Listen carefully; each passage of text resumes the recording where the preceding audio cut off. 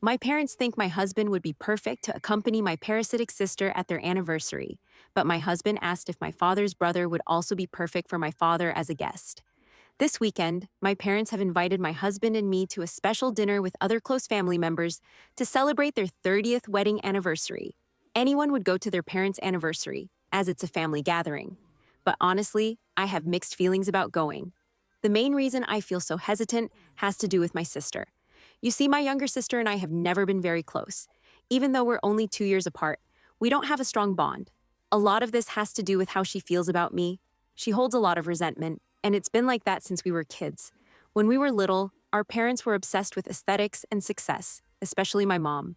She used to be a ballerina, and that discipline and perfectionism definitely showed in how she raised us. She was always pushing us to compete against each other. It didn't matter what it was, who drew a prettier postcard, or who held their posture the longest at the dinner table. Everything felt like a competition between the two of us. It wasn't just about being diligent, it was about being more graceful than your sister. At first, I think the rivalry between my sister and me wasn't so bad. It might have even been motivating. In the beginning, we were just kids, and a little rivalry can be normal. But over time, things started to change. My sister began to fall behind, especially in art classes and academics. I was always composed. I received praise from teachers, won recitation contests, and brought home certificates my parents could show off to guests. Unfortunately, that only made things harder for Alina. Since I was doing well, my mom constantly compared her to me. And when Alina didn't measure up to the standards, she faced harsh psychological pressure. There were nights when she was forced to rewrite her homework until the early morning hours, or other times when she was forbidden sweets for weeks because she had gained an extra 100 grams, about 4 ounces. I could tell how much it hurt her, not just physically, but emotionally too. Mom kept using me as an example. "Look at your sister," she'd say. "Why don't you have that kind of composure?" She even forced me to supervise Alina's rehearsals, thinking that if I helped her study, her results would improve. I didn't mind helping. I wanted to, but it was hard to teach her when she felt so much pressure from our mother. The truth was, Alina hated the stage and academia. It wasn't her thing. She was a more grounded kid who liked to play with animals or cook in the kitchen, rather than standing at the bar. Sitting at the piano simply didn't interest her, no matter how much they tried to force it. Over the years, it became increasingly clear that the constant comparisons and pressure had shattered Alina. She started to resent me, and honestly, I can understand why. She felt like she was always a step behind, always falling short, no matter how hard she tried. But I didn't enjoy being the focus of my mother's attention either. I hated it too. I mean, not only did I feel bad for Alina, but I also lived with my own pressure of not being good enough for my mother at some point, of getting a B, or not living up to her expectations. I spoke with my mother about Alina and what I saw, but that only served to earn me accusations of being ungrateful. Then, right before I left for college, something happened that shook our whole family. Alina did something drastic. She ran away from home and was found 2 days later severely intoxicated in a dangerous neighborhood. Luckily, the police returned her in time. But that moment changed everything. It was as if someone had removed the blindfold from my parents, especially my mom. For the first time, they realized how much pain Alina had been hiding, how deeply she had been suffering all those years, and how much she was rebelling inside. It took something that serious, something that could have ended in tragedy, for them to finally see the chasm that had been building up in her soul for so long. After that incident, the atmosphere at home really changed. My parents started taking Alina to therapists to help them understand what was happening. Since then, they've treated her like she was made of glass, as if any wrong word or demand could make her shatter. Over the years, I've apologized to my sister more than once. I've told her how sorry I am for not having been more aware, for not sticking up for her more when we were younger. I've tried to make things right, at least between the two of us. But even now, so many years later, I still feel like my parents continue treating her like a helpless child. They're overcompensating for all the harm they did to her, and I don't think that's good either. After high school, when my mom wanted Alina to go to a prestigious university, my sister threatened to run away or hurt herself again, saying she couldn't handle the stress of studying. So, she never went, having only a mediocre high school diploma. Alina has struggled to get a stable job. Even when she does get employed, she has trouble keeping it. Whether it's because of absences or conflicts with clients, she eventually gets fired. It's like a pattern that keeps repeating. My sister still lives at home, doesn't pay rent, and depends on our parents for everything. Clothes, bills, daily expenses. you name it. To be clear, my sister doesn't have any diagnosed mental illness right now, other than the anxiety she struggled with back then. She goes to therapy now and then, and she's doing okay now. She's functional. She's not struggling like she was before. In fact, she has a group of friends she hangs out with. They mostly go clubbing. It's not exactly the intellectual elite, but at least she's not a loner. The only thing is, she does it all with our parents' money. And I think that's what frustrates me the most. My parents never push her, never challenge her, never ask her to take responsibility. They're afraid, and I get it. They're afraid of pushing her too hard, afraid of a relapse. And she knows it. She knows exactly how to manipulate that fear. Sometimes it really seems like she uses it cynically to her advantage. So when they started asking me to send money to help with house repairs, I had to refuse. I know they're retired and their income has dropped. And since Alina doesn't contribute anything, their savings are clearly dwindling. But I can't sponsor them every month while my sister lives like she doesn't have a care in the world. Besides, there have been other situations I'll talk about later that make it difficult for me to give them money. Now my husband knows my whole family history. He can't stand my sister. And it's not just because she's a deadbeat daughter to my parents, but also because she has made him feel very uncomfortable on several occasions. You see, Alina constantly throws herself at my husband. From the day she met him, she has always acted overly tactile. She tries to sit close to him and make suggestive jokes that are completely inappropriate. She does it under the excuse of spiritual simplicity or an artistic nature. And if I call her out on it, she plays it down, giggles, and says I'm repressed. What makes all this even worse is how my parents respond to these situations, which is the situation I mentioned before. They don't see it for what it really is. Instead of putting Alina in her place or supporting me, they completely dismiss it. They say it's just a crush, like a fan's adoration. Sometimes they even make little comments that sound like they're subtly encouraging her. For example, when my husband first met my parents, we were all sitting together in the living room. Suddenly, my mom said to my husband, who was just my boyfriend at the time, "You are so creative at heart. You'd actually make a much better match for my other daughter, Alina. You two are so emotional." My dad chimed in, agreeing with her. He told my husband something like, "Yeah, Alina is very sensitive. It would probably be more interesting for you to discuss art with her." Since my husband and I were so surprised by their comments at first, we thought maybe they were just joking and tried to laugh it off. But over the years, my parents have kept bringing up the idea that my husband would have been a better match for my sister. It's like a refrain they have never let go of. Again and again, they've said things like, "He's so much like Alina," or commented on how they have similar vibrations, as if that meant he ended up with the wrong daughter. Even on our wedding day, right before the ceremony, my mom pulled my husband aside and asked him, "Are you sure you need all this pragmatism? Maybe you need a muse?"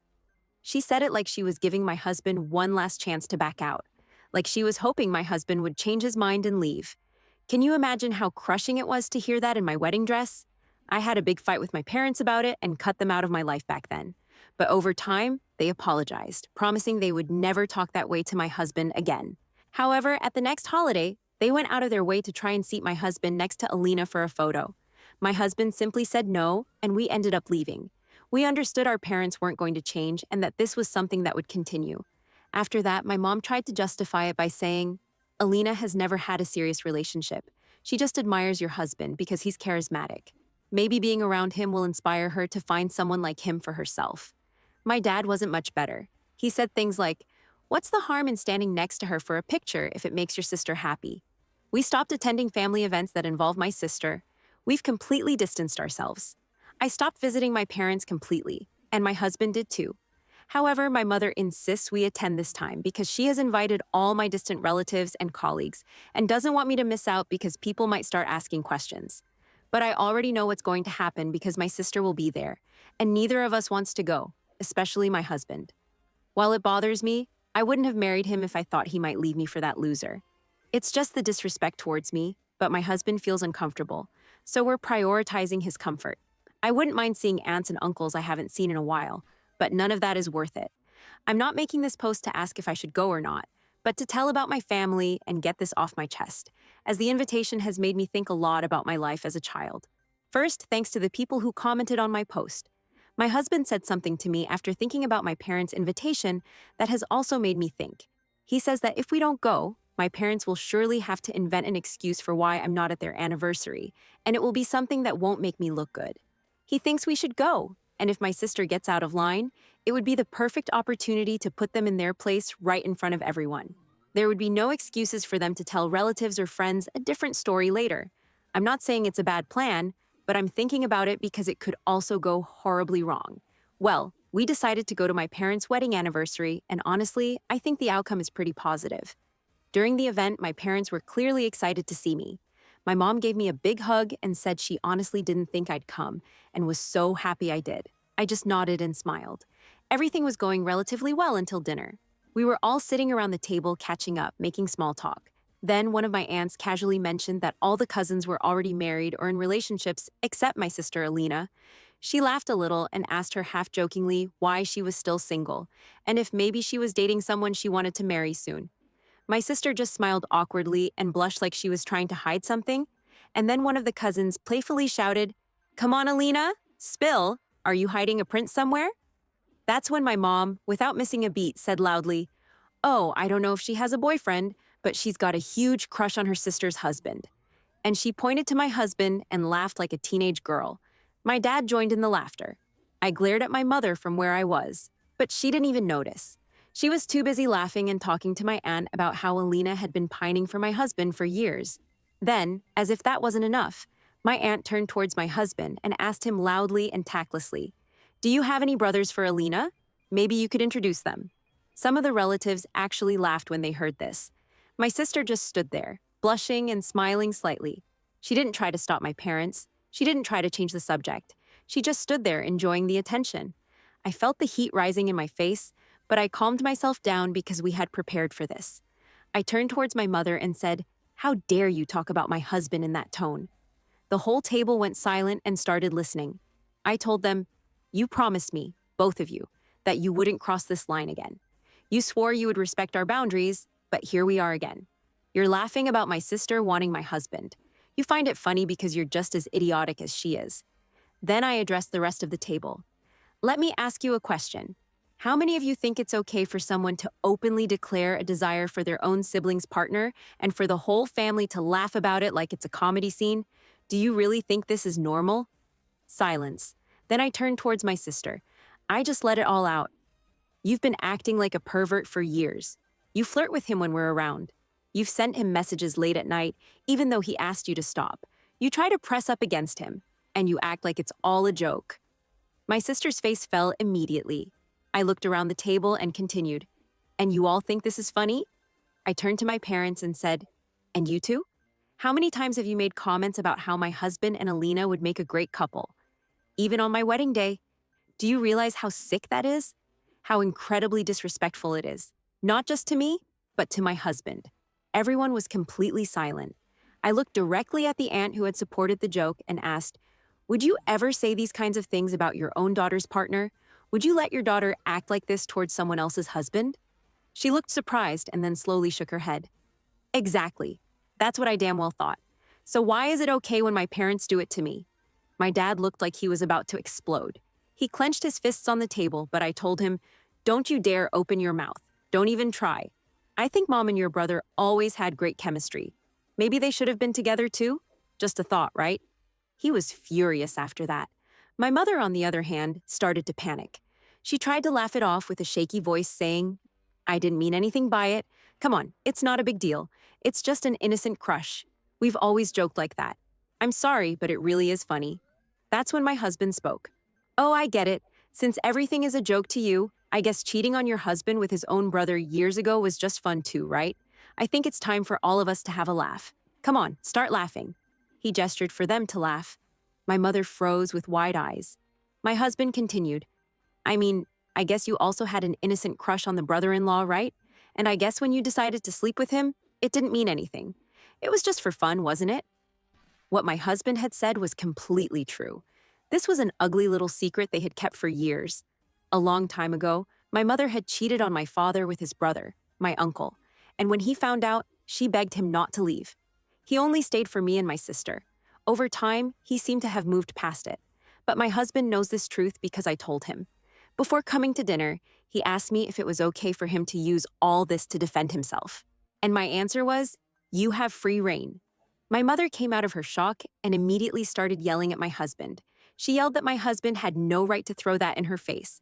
My dad also defended my mother, calling my husband disrespectful and incredibly low. But I was also going to defend my husband, and I told them, "You crossed the line the moment you turned my husband into the punchline of your sick jokes. The moment you kept defending Alina like she was a harmless child when she has been making my husband uncomfortable for years. It's pretty creepy that a grown woman like Alina has a crush on her brother-in-law. She's not a kid. She's a damn semi-functional adult who needs a wake-up call, I don't know, maybe a kick in the pants to send her out on her own." My mother started crying in front of everyone to gain sympathy points, trying to turn the situation around as if she were the victim.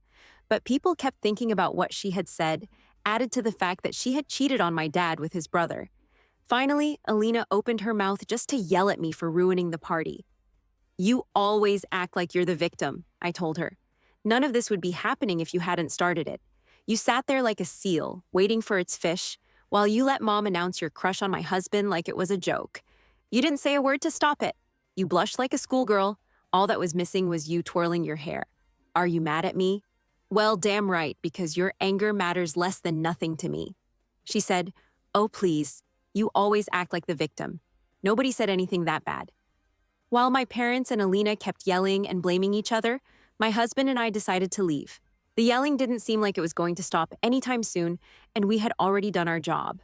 I just quieted them down a bit to tell them, "It's over. Don't you dare contact us unless you grow up and are ready to take responsibility. If that doesn't happen, then don't call us when one of you dies either." And that was that. Family members started sending mostly supportive messages. Even my aunt apologized for not saying anything when my mother started talking about my husband. In the end, it turned out better than I expected. So, I have to admit, my husband was right. It's good to have ripped the Band-Aid off all at once. Everything has been disturbingly quiet. I expected more calls from my parents. There were only a couple that went to voicemail. But as far as I know, they're so humiliated they don't want to say anything to make it worse.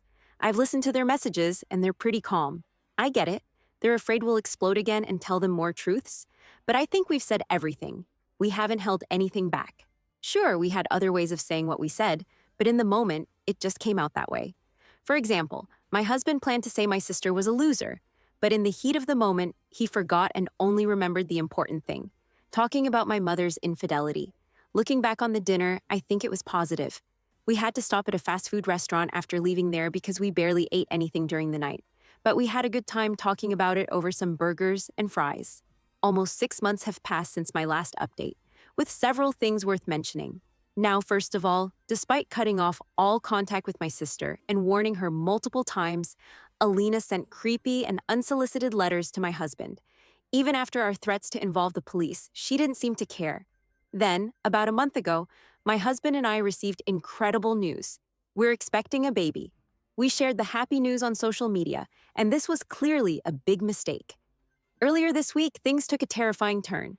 My husband got home from work and was surprised to find Alina sitting on our porch waiting for him. She started to get up as soon as she saw him.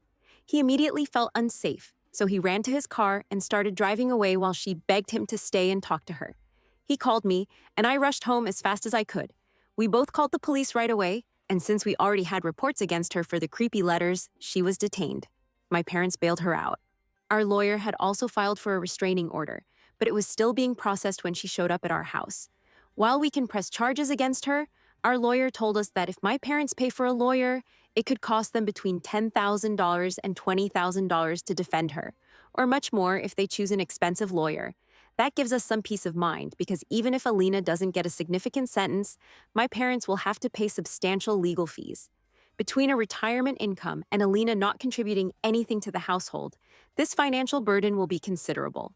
It sounds vengeful, but if she is still in emo romantic mode and my parents don't do anything, then justice, or the cost of it, will take care of things. So much time has passed that we're already parents.